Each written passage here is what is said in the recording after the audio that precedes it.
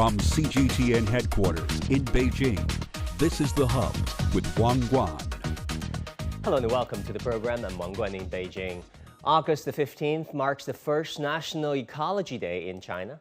It's all about raising public awareness and protecting the ecological environment and biodiversity as China strives to build an ecological civilization. It all started on August the 15th, 2005, when President Xi Jinping, then Secretary of Zhejiang Provincial Committee of the CPC, said that lucid waters and lush mountains are invaluable. It then became a core concept in what would become Xi Jinping's thought on ecological civilization. So, will this National Ecology Day further galvanize ordinary people into action? What lifestyle change may be required for each and every one of us to make our planet Earth more livable and sustainable? To discuss all this, we have from Shanghai, China, Ms. Wu Changhua, China Director of Office of Jeremy Rifkin, and also Vice Chair of Governing Council of the Asia-Pacific Water Forum. And from Islamabad, Pakistan, we have Dr. Muhammad Irfan Khan, Professor and Founder of the Department of the Environmental Science and Dean of the Faculty of Sciences at the International Islamic University. Welcome to the program. Director Wu, let me turn to you first. From raging forest fires in Hawaii right now to floods in Africa to recent record-smashing rainfall in Beijing, we've seen unexpected and sometimes extreme weather patterns hitting each and every one of us and making our lives, honestly, more difficult. So on this National Ecology Day, what will be your thoughts and your messages to our audience and to policymakers watching this program? Thank you, Wang Guan, for having me on this program. More than ever, let's celebrate. Let's celebrate China's first National Ecology Day. In the backdrop of the intensifying climate, environment, calamities, and disasters, more than ever, we all need to be part of the solution. I have two key messages here. One, we need to make the case. Make the case meaning the ecological civilization is the only pathway successfully towards a sustainable future. And secondly, we need to hold ourselves accountable for our actions, our behavior, as well as demand for change.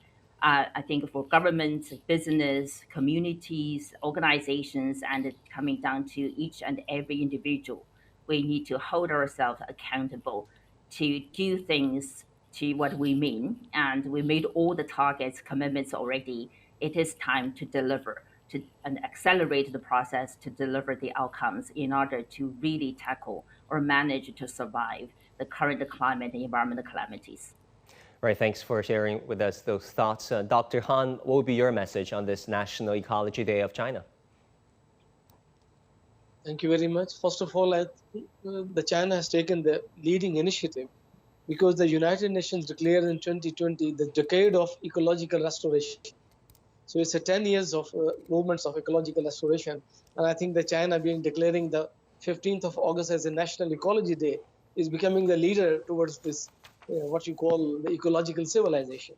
So for me, I think what my colleague said over here is all the things that we have to change our behavior, consumer behavior, the consumer patterns, and we have to live in harmony with the nature.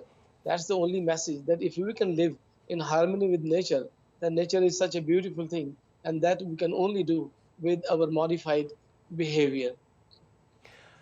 Director Wu, let me turn back to you. Some experts we've talked to recently urge people to move away from fossil fuel-powered cars.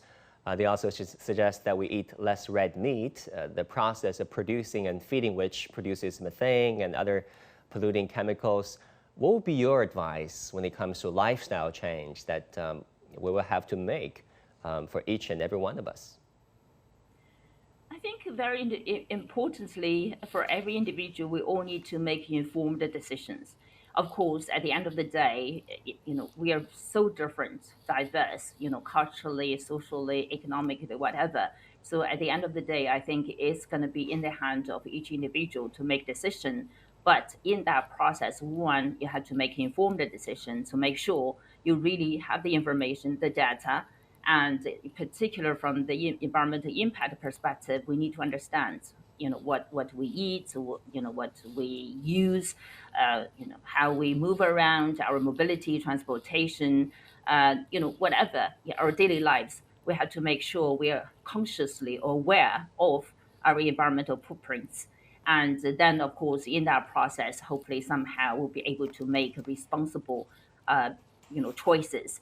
And then there is the other side of the story, meaning if I am conscious, I am aware of my behavior and the environmental impacts of my choices, I have to make sure they are choices on the market. So that means the government and the business need to make the decisions, investing in solutions and products. So to make sure product and service, alternative products and services are also available on the market so that you connect the dots in the end. On one side, individuals can make conscious, environmentally conscious options or choices and very informed decisions. But in the meantime, I have a choice. You go to the market, I have that sort of products or services that can meet my daily needs. I think that would be sort of more idealistic sort of situation in order to accelerate changes. Yeah, making environmentally informed decisions, that is so important. Dr. Han, what do you think when it comes to cutting people's daily carbon footprint? How should people prioritize their calculations and actions? I think this is, again, I'm going back to what the director said as the choice. If you look at the theory of sustainable development that we're talking about, the civilization, that also describe the freedom of choice. But for the freedom of choice, the choosing and using the resources, that is based on human development, that is, again, health and education. So people, they become aware of their bad and good behavior. So cutting down the carbon footprint, your direct question over here, I think this is one thing that we have to reduce the burning of the fossil fuel. We have to devise the alternate fuel resources, alternate sources of energies like hydropower, the solar power, and many other alternative devices where we can reduce the carbon emission from our industrial emissions. We have to take the technological innovations along with our behavior change, because it's not only the one aspect. We have to change the behavior, we have to change the consumer pattern, then we have to use the modern technology, then we have to take the regulatory approach. The state has to play the role in implementing the regulations. And then definitely the knowledge, the technology, the financial resources, and the societal needs. These four things in combination that determine the development of a resource. So when we are aware of what resource is better for us, we will be able to develop our resources to fulfill our need according to these things. Exactly. I want to talk about the Chinese economy because it is slowing down. Director Wu, the campaign to build a ecological civilization, seems to be moving along the right track. But we have a problem, that is a slowing Chinese economy. If you look at the numbers, the GDP growth rate has been slowing down, especially if you compare it against the 2019 figure, the pre-COVID figure. Meanwhile, the unemployment among youth has been hitting over 20%, which is very high. And just today, the national authorities say they will no longer issue new youth unemployment rate for those between 16 and 24. They will suspend using it. So how do you see the efforts of growing the economy, ensuring employment on one hand, and also to ensure that we're protecting our Mother Earth, cutting our carbon emissions? Well, that has been a historic sort of question on the table for humanity to address collectively. I think this is sort of a balance between growth and the environmental protection has been debated over the decades. What's encouraging is that now we do have options. We have the technology capabilities. And just a couple of examples there. For instance, in order to tackle climate change, we all know we need to accelerate a clean energy transition or transformation.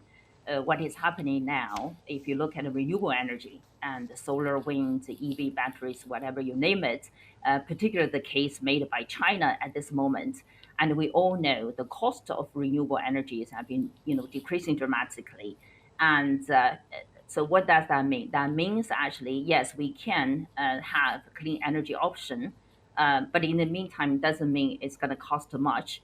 very, very importantly, is how you grow your economy. Because investing in clean technology, clean energy technology, you need to also build up infrastructure there as well. You need to build up industrial value chains.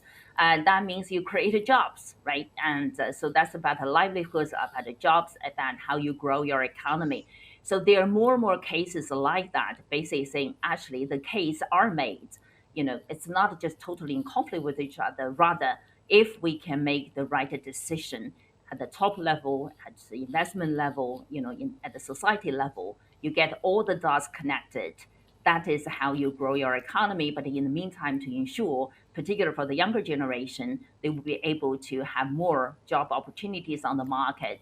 And of course, hopefully somehow they will be able better equipped with the skills, capabilities, expertise when they went through educational process. So when they graduate, they also have all those jobs actually waiting for them. Yeah, I think I've yes. seen recent reports saying that China is exporting more EV cars to the outside world than any other country in the world. Sorry to cut you, Director. We will have 3 minutes left. Dr. Khan, let's put what China is doing into global context. China aims to have CO2 emissions peak before 2030 and achieve carbon neutrality before 2060. That is nothing new. We've heard it. But let's put it in global perspective. This 30-year gap of China for the same period that took the European Union 71 years, they took the United States 43 years, and they took Japan 37 years. So what did they say about China's efforts and the difficulties in meeting those targets? You see, what the figure you have quoted is absolutely right. And I can share one of my own research study, particularly on industrial symbiosis, which is a process of eco-industrial park made by Chinese, the network of industries. One of the PhD student in 2017, and she published a research paper in 2019 that says now China is leading the industrial symbiosis processes after UK and USA. So there was no country in the Asia that was having a kind of ecological civilization score. Since 2019, China has increased its score 8%. What you were talking about, the decrease in the GDP, I think this is a transition period for a temporary while.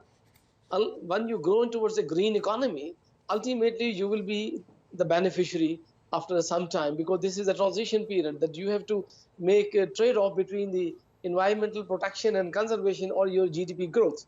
So the China is making very good industrial ecological park and eco-industrial parks development, and same is being reflected here. When we have in Pakistan and China, the CPEC, the program, we have 9 special economic zones, and each economic zone has an eco-industrial park. So this is the effort that China is not making within the China, but across all its partners for the global development under this One Belt, One Road initiative also. Talking about CPEC, Dr. Han, we know that there needs to be a caretaker government in Pakistan. The current government of Shahbaz Sharif might be dissolving, because of the parliamentary elections taking place. In fact, it won't take place until next year, according to latest reports.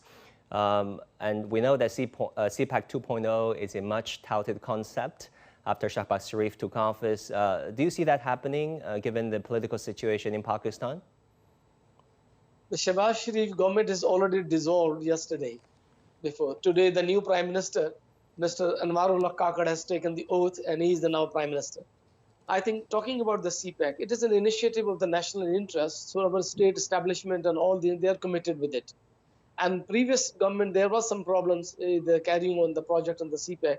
But with the recent visit of the Vice Premier of the China to Pakistan and their agreement of different sign, I think there are state sovereign guarantees that it will continue and it's not going to affect that is happened in the recent past. Very good, very good. Let's pray for the eternity or the fraternity of China-Pakistan relations. Madam Wu, I'm sorry, that's all the time we have. Thank you so much. Dr. Han, thank you as well. Please come back again.